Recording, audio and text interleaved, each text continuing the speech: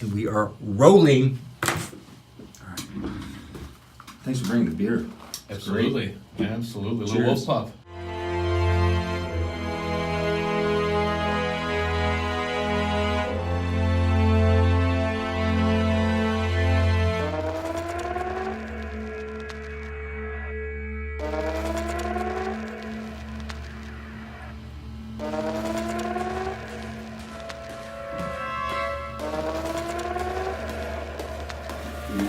Welcome back, ladies and gentlemen. You're listening to RynoRyder's podcast, The Word.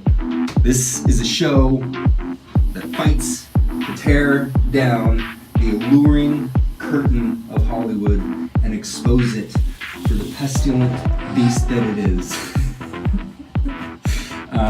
And explain what life is really like to be a filmmaker living in Los Angeles today.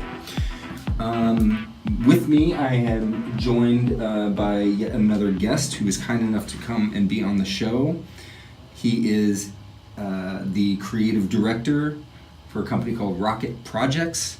He also works as a location scout management for films and also does voiceover work, which is very, very cool. So I haven't had, and his name is Pasquale Iannino. Iannino. You know what though? You get a lot of credit because that's a tough one. Yeah. That's a tough one. It's better than a lot of people. My last name is McCoy. You should see how many times people have fucked up spelling that. It's like, Wow. like, how hard is it? Maybe like a koi fish or something. No, it's like Maccoy, Mackoy, Mckoy, and Coy. It's like, you're an idiot. So, thank you for being on the show. Absolutely. Pasquale, everybody. Thank you. I'm gonna be firing off the hip for this one because we just met. We spoke this morning. You were referenced to me by Kevin Kolb. Shout out to you, Kev. Kev, thanks, buddy. I see you over there.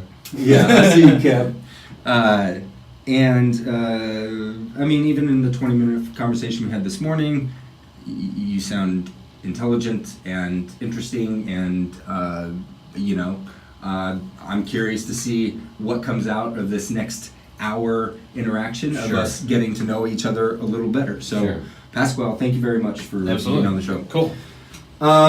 Let's start with what you're doing now. Well, let's start with tell me about Rocket Projects. Absolutely. So Rocket Projects was a media production company I started in 2007, right? After I got out of college, I went to Columbia College in Chicago. Where are you from originally? Chicago. Okay. Yep, just moved out here to LA in January. Wow. Yes. Really? So kidding. Fresh meat. Yeah. Welcome. Absolutely. Jesus Christ. Welcome to the industry. Oh boy. This is like the motherland. You should start watching every piece of content I'm I'm all about it. I'm all about it. No, that's great. What part of the city are you in? Near Kevin, where are they at? Oh, right now I'm at Playa del Rey. Oh, okay, cool. I used to bartend down in Venice Marina. Oh yeah. Rey, so. Okay, yeah, a lot of good stuff over there. Yeah, that's awesome. Great nightlife. Okay, so media company back in 2007. Yeah. Out of Chicago. And tell me about it. Absolutely. So started the company, during a time where video was just becoming more easily accessible for business owners, for the general public. YouTube was relatively new. Vimeo was relatively new. So you had these outlets. So there was ways of incorporating video into the website, people's websites, and kind of just doing that self-marketing, that promotion through video, which really hadn't been done before unless you had a budget for it. So looking at that, I got into space after I graduated college in 2006 and started up Rocket Projects to be a kind of a media production powerhouse for Chicago, just a hub of creativity. What was your major? Film and video. Oh, okay. So I had a film background. Yeah, Columbia College, CCC, right? Out of Chicago, one of the biggest visual arts, if not the biggest visual arts school in the world. Yeah. Big school, but got to represent their LA team out here as well, their alumni group. So Shout out to them. Shout out to them. Nice. And So biggest media production media company So in so Chicago. had the film and video background and some writing and kind of the well-versed background that you would get at college or visual arts school, and took some experimental video, some commercial production, directing and lighting and producing, stuff like that. So then kind of from there, taking that knowledge into the real world, bought a camera, you spent some money, made an investment. What was your first camera? I shot my first feature-length film like 2003. Okay. So we used XL1S. Okay, nice. That's good. 28 Days Later, Dan Uh-huh, Boyle's had just come out. Okay. And we shot on using the exact same camera. Perfect. We're like indie filming. We're like, we're just like Dan Boyle. Is that even widescreen? Yeah, 4x3 16 format, by little 9. box. Yeah. What was your first camera? It was the JVC HD100.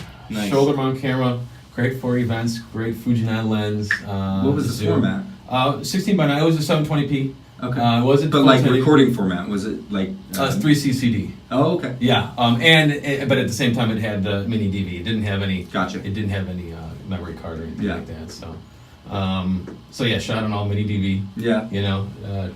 Great 24 frame rate capabilities. So it was good. It was a good. So how did that run for you? So you got started, you got out of college, got camera, and just started kind of doing. How did it go for you? Well, it's like, okay, you have an idea, and then just try to bring it to fruition. Kind of like many of the industries and companies that are doing it right now, in California. Yep. So thinking about how it would work, who's the target market, who's the demographic that you really want to hit, and you realize that every industry can really benefit from video. How do you market yourself? What are you showcasing? So it's kind of like it was kind of a lot of education as well when it came down to educating clients, potential customers, because it was like video was new, they weren't utilizing it. How do I utilize it? What can I do? How can I create a video for my site? And then kind of going from there. So it was more of a video marketing company. Mm-hmm. So from there, just developed my clientele through Chicago, and different industries. Real estate was a big industry. Sure. General business and bar. The hospitality industry. And you work on creating smaller pieces for clients, and then you work on larger projects, and you bring in crew, and you bring in, different, pre-production development, depending on what the budget was for the client. And so this is interesting, and Pasquale told me this right before we started recording, but as all of you know out there, my knowledge of film and passion for it is far bigger and greater than anyone else's. And Pasquale told me, and we're kind of in a little opposite different, but we're talking about, you mentioned something, how you think people can learn a lot from video, from watching. Mm-hmm. Yeah. And I could obviously completely agree and everything, but it's interesting, how I look at it from film is I think I believe that not only can you obviously teach, or show someone a moment, or show them a piece of history, you know what I mean, make it period, Mm-hmm. There's all these different things that you can show and explain, but I also think that if an individual, so I have this massive thesis, okay. I believe that every single individual on planet Earth, if they were able to tell their story through a visual medium for the world to see, I think it solves world peace. You know what I mean? Yeah. I'm big on story, Yeah. A writer is my number one, greatest thing, but there's just something about sitting there, and it's also it embraces a community. You're all experiencing the same thing at the same time, but you're all taking from it something completely different. Right. So I just wanted to point that out because that's an interesting, Yeah, you know. and I fully agree. And Yeah. the magic of cinema, the magic of storytelling, can only be done through film and through the motion picture. I mean, it can't. I'm just saying it can't because I'm working on art installation that involves photography. You know, so you can create and you can evoke different emotions. Well, the lines are becoming blurred. Right. Lines are becoming blurred. Right. Like now with AI, photography becomes video. Right. You know, it's Right. like crazy. Technology obviously has a huge part in how, you know, how people, you know, receive emotion or transmit emotion. But at the same time, technology is changing the way our kids are receiving this stuff, you know, and it's different, you know. Of course it's different, but it's I don't know. Do you have children? Mm-mm. So I have a 4-year-old. Shout out Cannon, I love you. You'll probably see this in like 3 years. But the kind of you know, I had been I say like the last 3.5-4 years, I call it like my university, where I spent, my wife fully supported, you know, paid out all the bills, and I was, along with everything else, spending as much time as I could on the internet, learning about, you know, YouTube, digital media, you know, trying to understand everything. And then this year attacked, you know, in the white space. And so, fuck, I forget where I was going. I always do this. The prep to, she was supporting, you know, like there was your university. Yeah. That's when it clicked. So I was in the middle of this. My son was 2 years old. We're sitting on the couch. I so vividly remember it.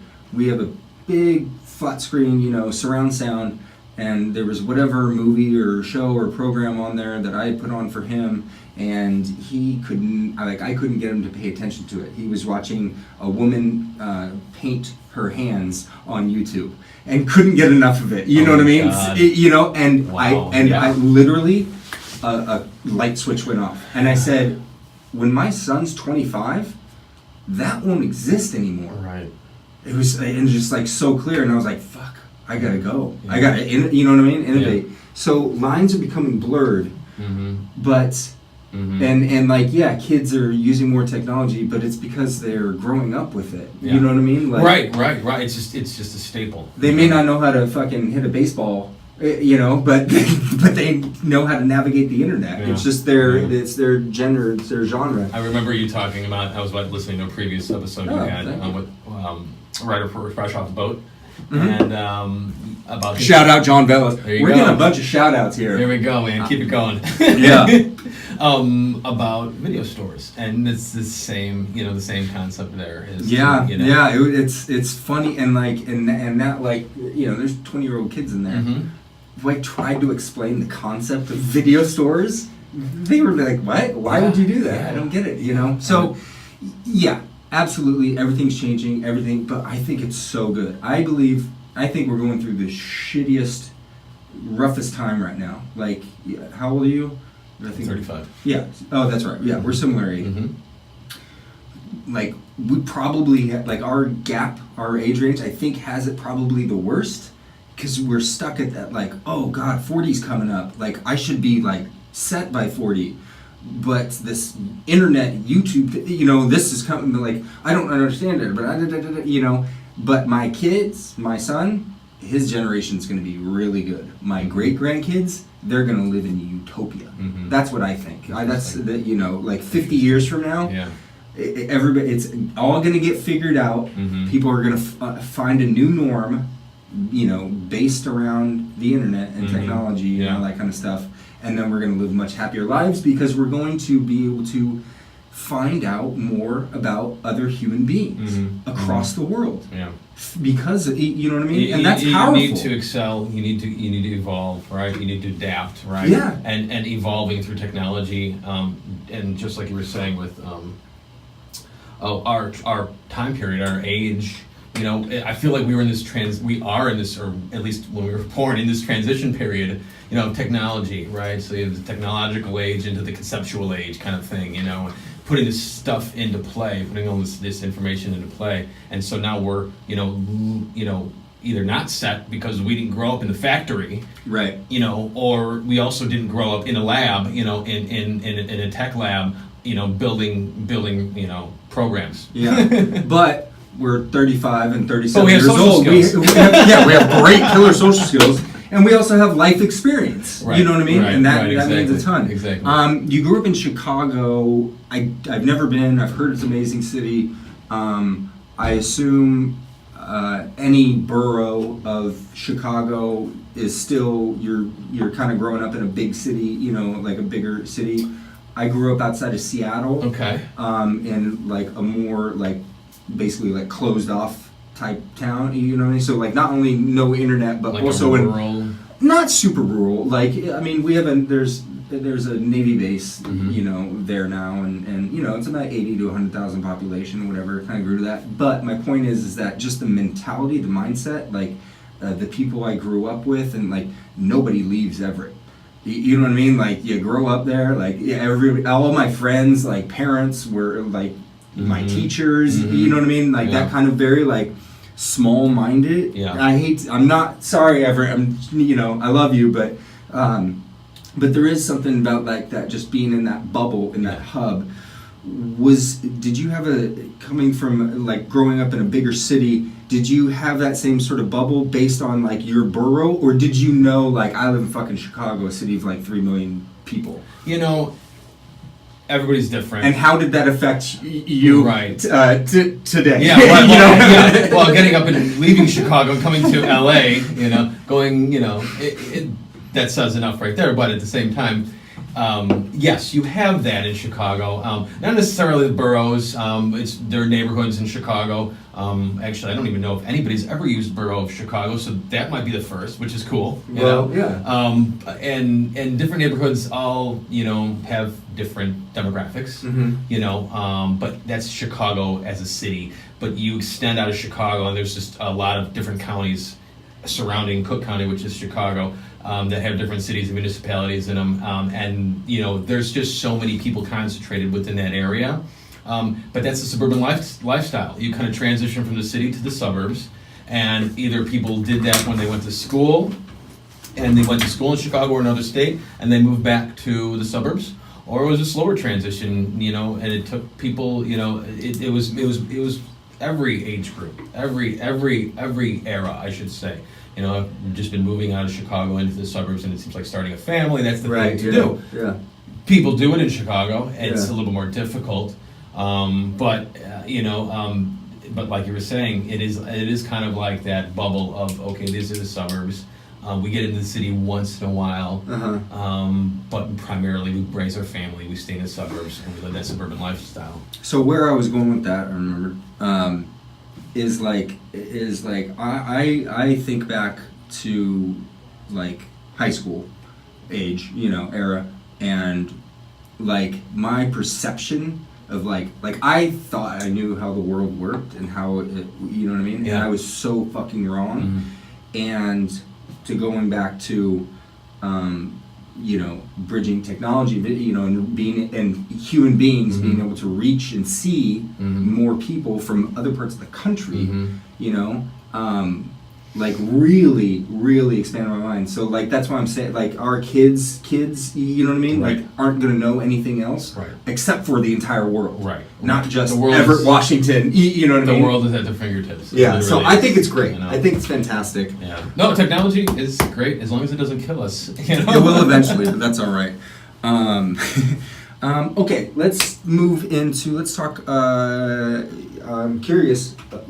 I've actually never met somebody that's worked in the location business, except for like being a PA on a set, and there was a location scout, or Sure. location manager. So I would like to know, like, do you like it? How'd you get into it?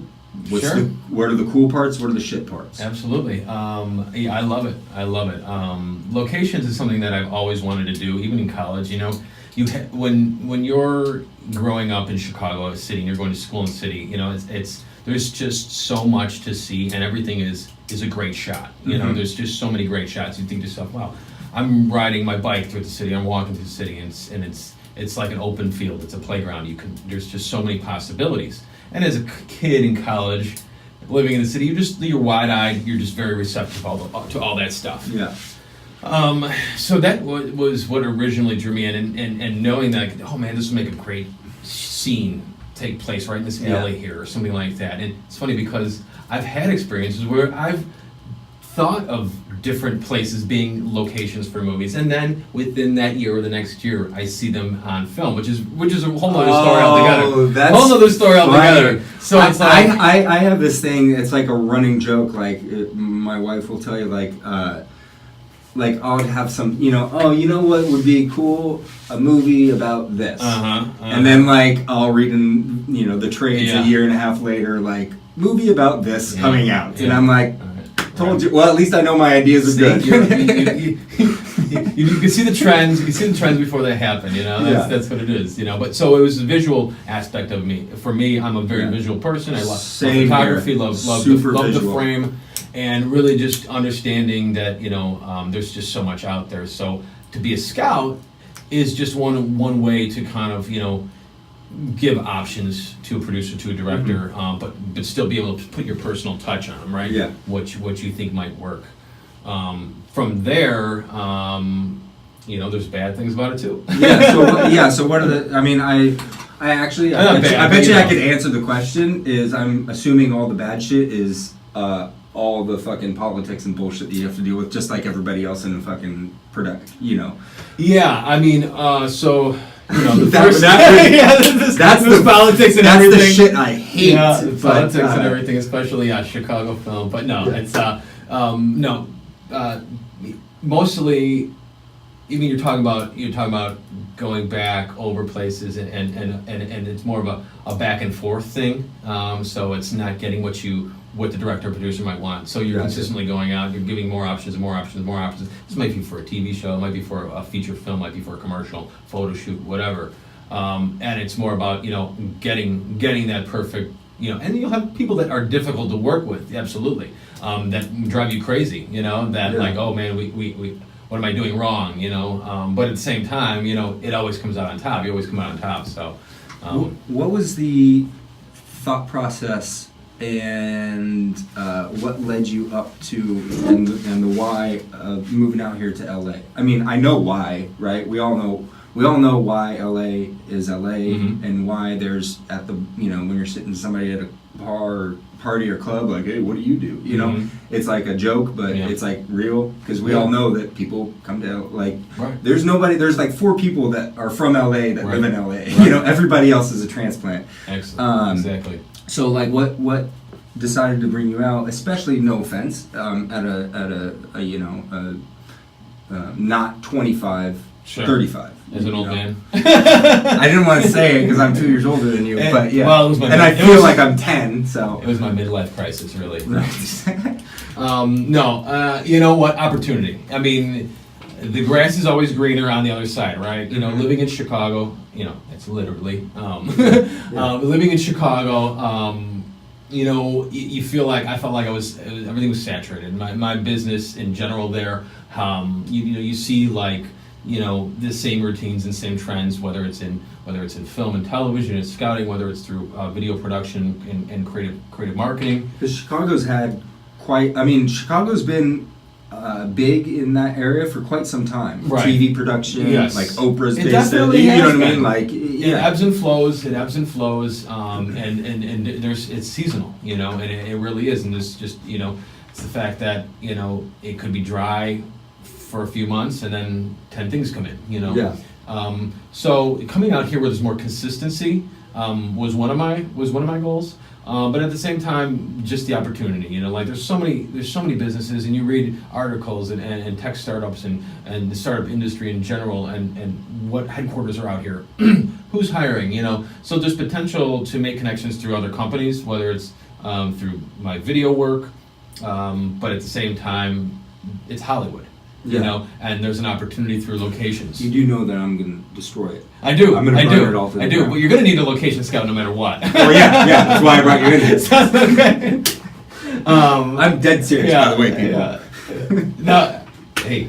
Yeah, absolutely. The opportunity, same thing. And I could see how Chicago, because it is based a lot around TV and it is so seasonal, I see how that could become very like vanilla, you know, or Mhm. like a, you know, You get caught up in the same routine, and there's a lot of people fighting for that same position, you know. So the Chicago scene has been booming for the past 5 years or 6 years. Chicago Fire kind of started it out back in this resurgence of what was going on. Shout out to Michael Bay and Transformers. There you go, Transformers. A lot of different movies, Batman, like all that. Yeah. All that kind of brought the features in, the TV shows Yeah. for the Dick Wolf series. So that kind of resurgence within the community for the filmmaking. Over at CineSpace, new film studios that are being created, new backlots that are being created. A lot of different production companies coming to shoot there. So great stuff going on in Chicago. But it's cold. Yeah. And the winters suck. Literally, that's like, it's like when you walk outside, it's like, oh, it's sunny again today. It's That's probably awesome. about 95 right now in Chicago, Yeah. very humid. So it's a lot different. It's two Yeah. extremes. You get the extreme cold, the extreme heat. So, why not? So how have the first 6 months in Los Angeles been for you? They've been great. Yeah. I mean, to soak it all in, I mean, it was like, What are you doing right now, like in terms of like work stuff? Oh, you mentioned voiceover work. I want to talk about that too. absolutely. I mean, you sound amazing, incredible. How did you get into that? Sure, How sure. long have you been doing it? Sure, actually, so I got into it in Are Chicago. you like actively pursuing it? Yep, Or- yep. I got into it in Chicago, and went through training. Something that I've always wanted to do. What's the training for that? More about script reading and character development. Yeah. Interesting. Yeah, because you have to portray a person through your voice, Uh-huh. not just there's no. Can you give us some examples? Oh, who do you want? I don't know. No, just any voice that you've done, or has it just been like It's really dependent on I'm, like da da da, like regular, like let's hear something. I really. It's going to sound really good. It's going to sound really good because when you move forward here at RynoRyder's, I don't know. That's beautiful. I That don't sounded know. I so don't know. I crispy. don't even I know. wish I you don't could. even I know. wish you were listening. But, so started in Chicago, yeah. Yeah, so went through a course out there, Big Shoulders, Big Shoulders video, Court Larson and Angela Bosco out there.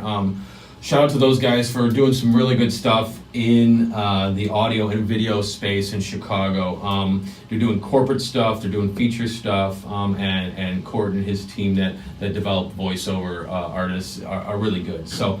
And it's something like you enjoy, right? I love it. Like, I love it. like- I love it. I love it. And you do auditions, but they never get tiring. How do you audition for voiceover? I'm curious because I have an idea. know. I already have I something saw. brewing with that. Did they tell you about the ADR? Like the, Yes. That's fucking yes, cool. Yes, That's really yes. cool. It did look cool. I saw a little demo there. Yeah. So I'm curious. How do you audition for? I mean, I assume you just record your You voice and send it audition in, with right? 100 other, people, like literally, like it comes down to, there's different ways of doing it. Right now, I am actively pursuing representation in LA. Mhm. I didn't get any If you are representation. a agent, a manager, anybody, Please in the world of contact me. voice, PAvoiceover.com. info will be linked PAvoiceover.com. up below. Yes. Um, So you can, yeah. so kind of going from there. Are there like websites you can go on and see? Yeah, there's like or- voice banks, so you'll have voices.com, you have Voices 312, or, whatever. You'll have so many of these different agencies that are digital agencies. Uh-huh. So you'll go on and you'll see a bunch of scripts and you'll pick one that you want to audition for. You read it, and I have a home studio where I would just record a demo, record the audition, and edit it up, and then deliver it to their specs, and then hope to get a call. Right, Hope yeah. to see that they Yeah, of like it or course, whatever yeah. the case is. So, doing that without representation, that's all non-union. Gotcha. And then that's tough because So is that like you're a day? Are you like daily grind on that? Like go to the site every day daily and see grind what's kind of to a certain there? extent? No, not necessarily. I kind of slowed that down just getting out here and making connections. Mhm. So in Chicago it was like that, but coming into LA, really trying to push more of the representation approach, getting an agent, doing more custom work as opposed to the one-off. Here's an audition Have you done with anything 100 people. like like super cool? Like you're like, oh, this is the best, or has it been a lot of like just like kind of commercials or things like that? Mostly commercials, mostly web content. Mm-hmm. But you know, some stuff that's aired on TV, some stuff that's aired on the radio. So it really just depends, but mostly web content. Yeah. So, Nice. Yeah. Do you are you on YouTube? Like, do you manage it? I don't. You know what? I don't have a site that's actively managed. What's your what spaces are you playing in? I guess? I'm curious. If we're because we established like right. We're in a trend of shit, technology and stuff like that. So I'm curious, where are you playing, or are you playing in any space? Not necessarily. I actively manage my Facebook page.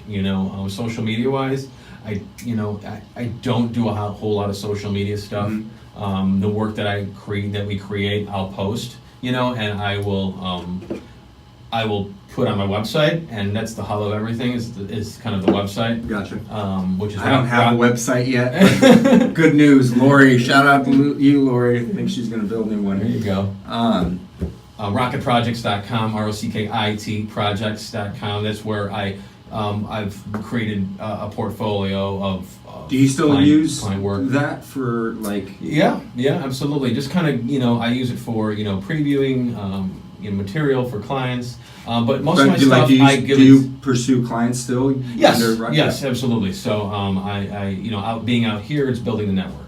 Gotcha. So it's building that So clientele. they're based. It's based in Chicago still. It's based in Chicago. Yes. So I do have clients out there giving me work that bring in work, on a basis, but looking to build this LA network as well. Gotcha. So do you have like a team back home, or is it just kind of you? You know what? It depends on the project. So a lot of the stuff I will rock solo, but I do have a creative team that I do work with, more for creative development. Script writing, and kind of going from there. If I need a crew, I'll bring in a local crew. I have connections out here, obviously in the rental industry as well, right, for production and items like that. So that's Let's go way back, okay, and I'll give you some context of I'm curious. I want to know. I'm curious what your response, because I have this thing where like, if I spend 10 minutes with somebody, and then they tell me what their favorite movie of all time is, I can like reverse engineer and it helps me understand the person. Movies are so strange to me how I look at them. So like I want to know like if how or when or why, if movies had an impact, or just storytelling in general. Like as a kid, did you mess around with the camera with your friends? Was it that kind of thing? So like me, I would take my friends and a camcorder and we'd go in the woods and I'd pretend I was Arnold Schwarzenegger. Go and totally blow shit up. Love that shit. Yeah. So like, was like kind of storytelling in there? Yes. Like growing up, yeah. So as a kid, you love movies as a kid, and for some reason, some of them just stuck with me. Not necessarily some of them, but just the movie making in general. And it might have been like, I don't know if you remember this. There was a series on Discovery Channel called Movie Magic. Loved that show. That was like when Discovery was good. It, dude. Oh, I remember. And it was like I remember so like the helicopter Special crashing in Cliffhanger. Oh, Cliffhanger. Yes. And it's like and I was like, oh my god, that's how they do it. And that's how they do it, right? They the model making and the prosthetics. I'm gonna write that down because I'm gonna I'm gonna bring that down. All the special effects in general. Special effects is kind of what drove me to the movie industry, the film industry as a kid. Are you familiar? You talk about dinosaurs. You're familiar with Die Hard. Obviously, you referenced it. You're probably familiar of a certain trilogy of films called Star Wars, Empire Strikes Back, Return of the Jedi.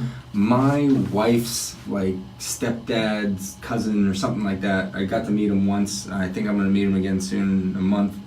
is Richard Edlund, visual effects. Okay. So he did all the effects for Star Wars. All the, he did Die Hard, like Polter. So Yeah. I met with him once for an hour, and it took me 6 years to finally get. I mean, he's like George Lucas, but Spielberg, like he's old school Hollywood. And so we talked for an hour, and the first half of it, I wrote notes of like what I wanted to bring up. I was like, okay, I gotta ask him about Poltergeist and if Spielberg really directed it. I gotta talk to him about Alien 3 and how the producers fucked that up because it was David Fincher's first movie, Yeah. And then the second half, here's what I'm doing, blah blah blah. But so special effects. So that show and a few others kind of really like as a kid, you're like, oh my god. So you go out back, I would build models, mountains. Out of paper mache. In my garage, I had like chicken wire with flour and water, making a paper mache. Putting literally newspaper on the mountain, painting it, making it look really cool. Put some trees on there. Put some, you get little Matchbox cars. You throw them on there. Dude. You get the old the old 8mm. You throw that on. Maybe you had the high 8 if you're lucky. I did. I made this like hour and 6 minute epic movie like in high school, right? And the big final scene is there's this underground lab inside this house, what I mean?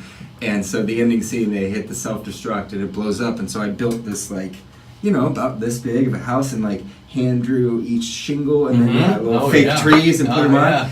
And I had I stuffed it full of like packaging peanuts. Okay. For all you youngsters out there, by the way, this is a really great piece of advice to make a really badass, cool-looking explosion. It's super dangerous, though, but that's okay, because I got the shot. I had one buddy, I did it out front of my house at night. I had two cameras up on the roof of my house, like it's rainy, and I took a bottle of... like an empty bottle of, water or whatever, filled it with gasoline. Okay. This is going good. Duct taped an M80 to it. Okay. Put it inside the house. Don't try this. No. Okay, I don't condone this. Lit, and it produced the greatest fireball I had ever seen in my life. And then all the packing peanuts caught on fire, but they were light, so they'd all just like fluttered down. It was so beautiful. Nice. And then the police, and then we put it out, and I shit you not, the cops showed up at my house, and we were like, I don't know what the hell's going on. Yeah. Burning the front lawn doesn't match. That was actually a different story. But so like paper mache. Like, so kind of getting into that, we would film it, and I would do the same thing with not with M80s, but like with black hats or just regular firecrackers, throw them underneath, light them, film them, explode. See little Matchbox cars as a little chase scene because I would do some stop motion too. That's cool. I did that as well. Yeah, and just kind of going from there. And so that was really cool. Then getting into high school, I really had a chance to kind of experiment with different mediums, and did animation was a big thing of mine. I used to draw a lot, and I loved animation. Speaking of voiceover, Mel Blanc was like my idol growing up. And he does all the voices. Well, most of the voices for Looney Tunes, Warner Brothers. Yeah. Just a huge impact on my life, and so. Is he still alive? No. This is where I need a fact checker. That's okay. But I was like, they have recently or no? No, it's been a while. Okay. It's been a while. Yeah. Okay. But then kind of going. What was I? Okay, so in high school, we had animation class. I went to a school in my town that actually was really good, really good arts program. And my teacher, Mr. Fritsch, was phenomenal in bringing out the creativity. And so I did much work. You still talk to him? Yeah, actually, I do. I still talk to my high school video production teacher. Yeah. Shout out Kevin Corbs. There you go. So and there was some opportunity. So I created one of the projects was utilizing found footage, old 16mm film from the basement of the school. This was a project we kind of worked on. We had different projects similar to this. So I created one of my final projects for class. Created a 16mm film. It's probably like 5 minutes long. Splicing together, bleaching, doing different techniques to kind of scratch into the film. Cool. So you're going frame by frame. I've never shot on film. I want to. And this particular, I was just utilizing all this old footage, so all this like old 1950s, Oh, you're like all school like, demo yeah, stuff, like, gotcha. you know, Jimmy wants to drive the car, Yeah. you know, like all that fun stuff. So like all these crazy stuff, all these crazy old reels. So you're literally, you know, scratching into these old reels and this old footage.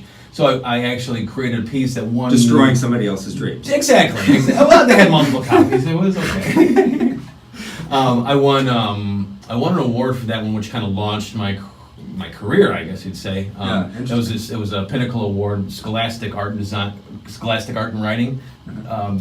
They produce an award every year, a series of awards, and this one happened to be like the Pinnacle Award, and went to DC and the Kennedy Center, award, like a legit award, And I was like, wow, this is great. I get to go to DC. I get to represent my school and be part of this and just win this award.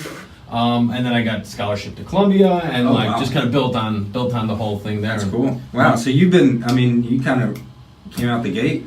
Came out the gate, and it was great. Columbia was great. Taught you the siblings.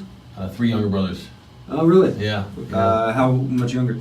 3, 6, 3, 5, and 8, maybe 8 years younger. Wow. Yeah, my youngest brother's probably, what is he, 27 now, I think? I'm the youngest. Okay. I have an older brother 5 years and an older sister 10 years. Oh, wow. And so I kind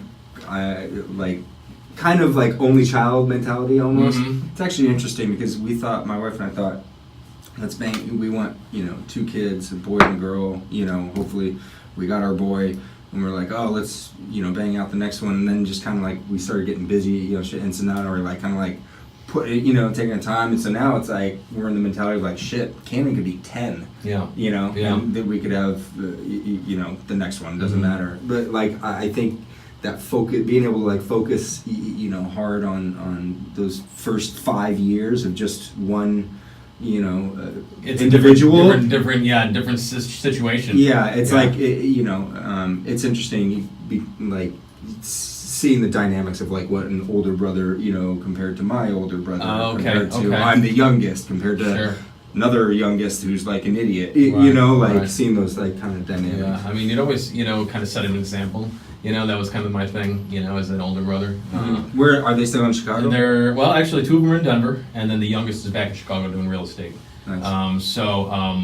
Yeah. What's Denver. My wife's from Denver. Outside of Denver. So they're living in Denver, and then my brother just bought a house, so that's cool. Just like half an hour away. Yeah. Something like that. So, set an example as an older brother trying to Did they get in like when you were like messing around with stuff? Did they see like, oh, Pascale's killing, like I want to try to do that stuff too? Like, did they ever show any interest in like the arts? Yeah. Actually, it's funny. Not my direct younger brother, but my middle, next one, the next one, Julian.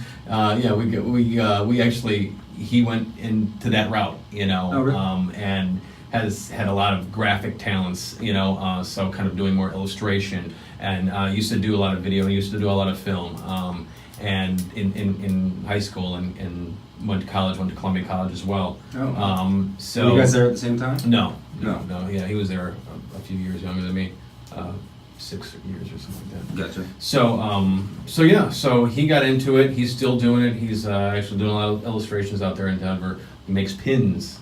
Completely Bonkers. CompletelyBonkers.com if we get any, CompletelyBonkers.com. We'll link it up. Yeah. That's it. He makes pins, like button pins? Yeah, like pins. Like kids go to concerts. They go to festivals. There's all this pin craziness. I'm not into the pin thing. I don't do the pin thing. I mean, I had pins like growing up. I didn't realize they were still a thing. They're pins a thing. All right. Pins are, but they're very cool. He designs them. He creates them. He makes them all himself.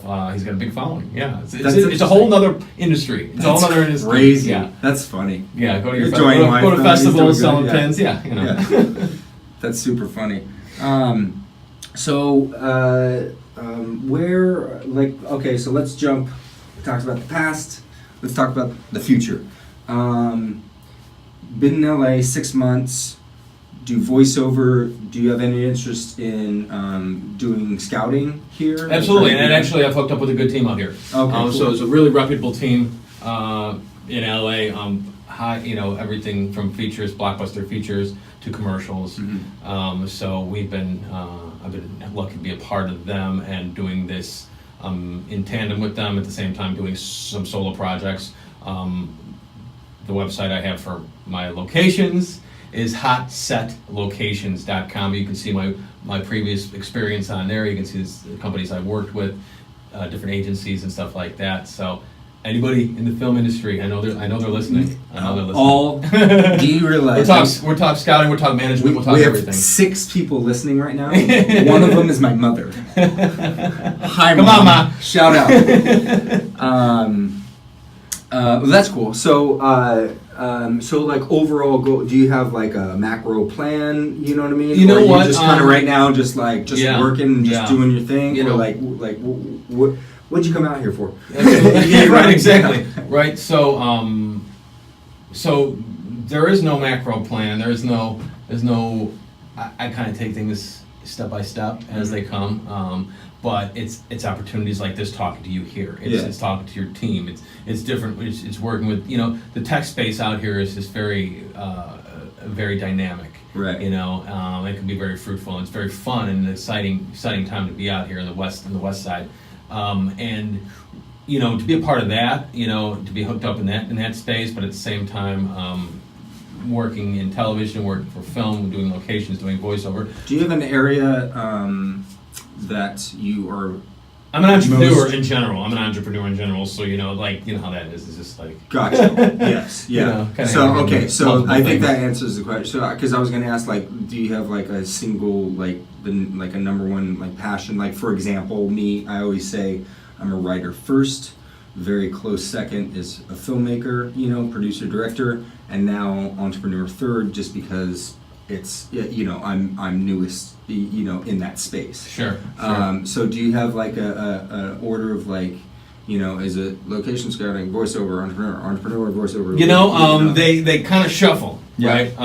They kind of shuffle just because these are things that I excel at and I like doing. So I want to keep them up top.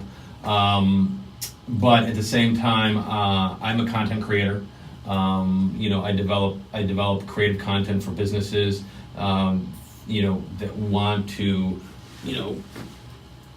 that want to shine light on different aspects of their company. They want to develop, a following online, or enhance their online image, whatever it might be. Utilizing video, utilizing technology. Structured around, Right. Campaigns Yeah. that are revolved around particular things, but at the same time, it's whatever pays the bills. Exactly right. I don't. Yeah, my wife pays the bills, so I don't have to worry about it. There you go. Love you, honey. Well, we're getting close. I do end. I think when we talked on the phone this morning, and I told you, I do a movie recommendation, or what's your favorite movie, which we still haven't gotten to. Maybe that'll be it. But start thinking about that, and I'll think of which. I try to tie it to what we've been talking about, but we haven't really been talking about anything. So maybe let's pick a Chicago movie. All right, let's think of one based around Chicago. But in the meantime, where was I gonna go? What has been, I guess, let's go there. What's been your biggest hurdle, and since moving to LA, or kind of where I want to go is something that you thought that might be kind of easy, but turns out it was really hard, or I thought this was going to be really hard, turned out it was actually pretty easy. Because eventually, if somebody ever, I'm trying to give knowledge to people and stuff like that. So as a newcomer into the city, 6 months in, what do you have anything that you thought was going to be really easy that ended up being more difficult than you expected, or vice versa, or kind of in that space? Let's see. I guess it could go a few different ways. It'd be harder.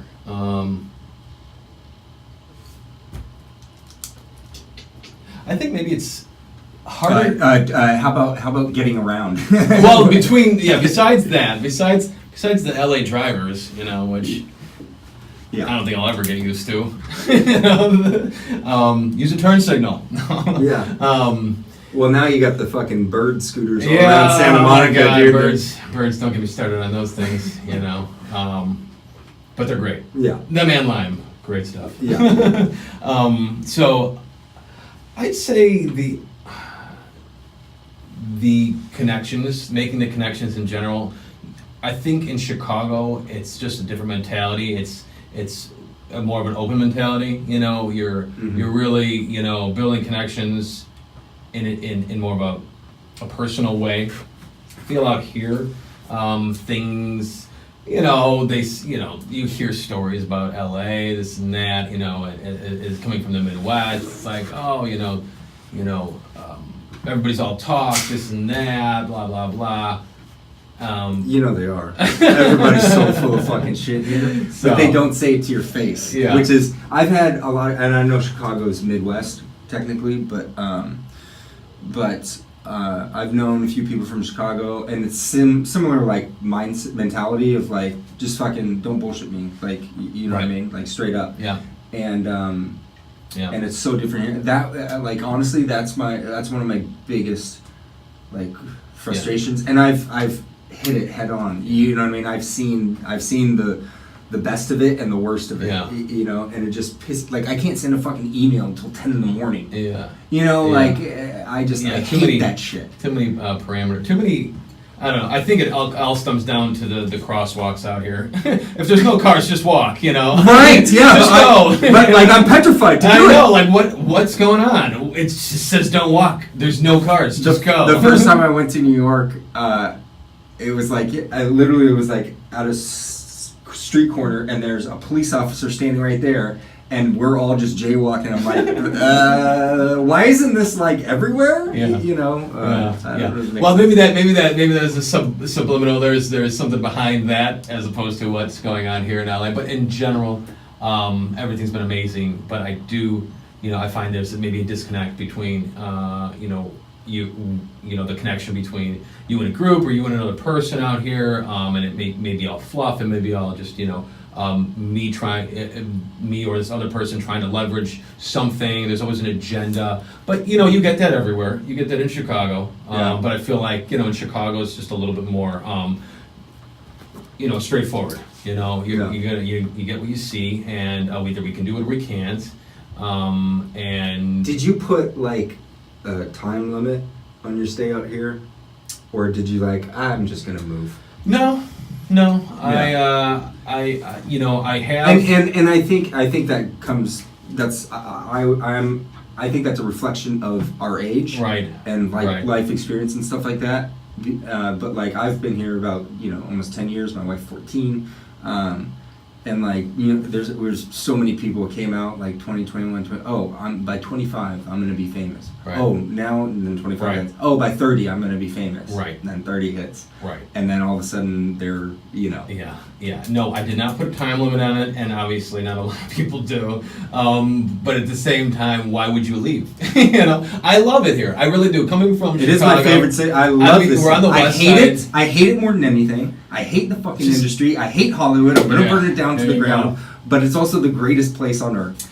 And you know, I could see myself doing absolutely nothing but for the rest of my life. I mean, the thing is, like, you're out here and you're enjoying it, whether it's the weather, whether it's the atmosphere, whether it's the vibe on beach or in the mountains or, you know, in the desert. Just so much to do, so much. It's alluring though, like Yeah. you know. Yeah. That I mean, even as I'm thinking, I was literally like as you're singing, and I was like kind of seeing in your eyes, Yeah. like that Yeah, right. glimmer, Uh-huh. you know, and I'm that's like, what drives people out here, right? That's the fucking drug. Yeah. That's the drug of this city. It really you know, is. it's so fucking alluring, Yeah. so full of promises, Yeah. but it's like. It is. It's tough. It is full of promises, right? Come move to LA, the greatest city on earth. But Chicago's my favorite city in the world, and it will always be, and it'll always be home. 'Cause Die it's hard. just this the Cubs or White Sox? I'm Sox. Bears or that's it. Bears. Right? That's Bears it. are Bears. Bears. And then just Bulls, right? Bulls, Blackhawks. Yeah. Big sports guy or? Yeah, to a certain extent, I'm a Bulls fan. Yeah. I've always been since the '90s. You know, growing up in Sure. Chicago in the '90s. Yeah. So you got the Jordan painting out I there. don't know who put that. I don't even think that should kid, be more right here. I don't think but- he knows who Michael Jordan is. I know, right? Can you believe it? Oh my God, these kids are so young. Oh God, I feel like an old man. But anyway, so actually, not to put a time frame on things, but you know, having so many opportunities. One of those opportunities in the cannabis tech space is another thing I have my hand in, and there's a lot of opportunity out there, especially with the legalization on January 1st. A lot of compliance going on right now, a lot of changes, but it's a good industry, and I want to support my guy David, Big D. We got flowerhire.com. They do recruiting if anybody's looking to get into the cannabis tech industry, cannabis in general. They're in Venice. I was joking. Flowerhire.com. The store I go to, like I still need the medical, thing. Mm-hmm. But I was like, ever since the law changed, like I used to go in there and they're packing, medicine bottles, prescription bottles and weed. You know what I mean? Like I'm used to my entire life. Right, you know? Exactly. And then all of a sudden, and I laughed. I made a joke with the guy, and I was like, dude, like look at like the packaging and like you know what I mean. And I see it. I'm like I see opportunity. You know what I mean? Big time. Yeah. So a lot of branding, a lot of branding, tons, a lot of work that goes along and it's with all it. brand new. It's all brand new. It's all Yeah, brand new. Different which is products, exciting, yeah. Different products. You're bringing in CBD. You're bringing in the different. You have to deal with the components. public's mindset, them accepting something to- that's not, the norm. It's Blah, blah. reversing Hey, guess the what? stigma. People, we're fucking changing. And Yeah, we're human yeah, beings, and we yeah, adapt, and yeah. we've been doing it for tens Yeah. of thousands of years. It's what we do, people. It's that reversing that stigma of cannabis and of weed and reefer and all that stuff, and educating the public is a big thing. Yeah, yeah. And the health benefits are astronomical. And I got my mom stoned. My mom's 74. I got her. Sorry, mom. Is that edible? Yeah. She never smoked, but like, she and then I got her stoned, and then she was down here, and then she had never seen Armageddon, and so I got her high, and she watched Armageddon. Wow. And I'm like, that's Wow. probably the greatest experience of Wow. watching Armageddon for the first Wow. time I Yeah. can possibly think of. But like She might actually but- think there's an asteroid yeah, coming to Earth. but like I mean, she her knee, like Yeah, it's like yeah. constant pain, Yeah. and I was like, I would check in on her, Yeah. because I was like working, and I was like, hey, Yeah. how you feeling? She's like, I like don't have any pain. Yeah. I was like, Yeah. strange. Pain management. Okay, I'm gonna go first. Movie recommendation time. I'm gonna go first, so give you some time to noodle. Trying to think of Chicago movie. I'm gonna do a pretty blatantly obvious Chicago movie, but it's also I think most, if not all, of this director's films were set in Chicago. The movie is Ferris Bueller's Day Off. Yep. Written and directed by John Hughes. Mm-hmm. Okay, so if you're a kid out there and this is actually probably true, they've probably never seen Ferris Bueller's Day Off, and I'm like, well, it's on TBS like every month, like all day marathons. Oh, they don't watch cable TV. You know what I mean? Like They're getting around it. yeah, That's the problem. Exactly. So, but like, and all of John Hughes' movies, he was just he was so gifted in how to just be able to structure a story, and Ferris Bueller's in particular, about nothing. Like literally, you know what I mean? If like you break it down, like what? It's a kid who goes out, it's one day, and he goes and fucks off, Mhm. But there's, the bad guy, there's this, there's B stories, there's C stories, there's intimate moments, there's touching moments, like there's heartfelt moments, there's hilarious moments, there's actiony moments, I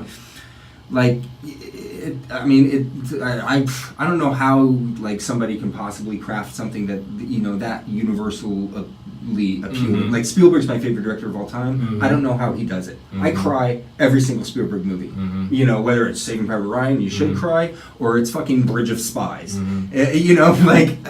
I just always gets me. So if you haven't seen Ferris Bueller's Day Off, please check it out. If you don't know who John Hughes is, look him up. If you haven't seen any of John Hughes' movies, watch all of them. Watch them all. He's phenomenal. And a little tidbit about Ferris Bueller's Day Off.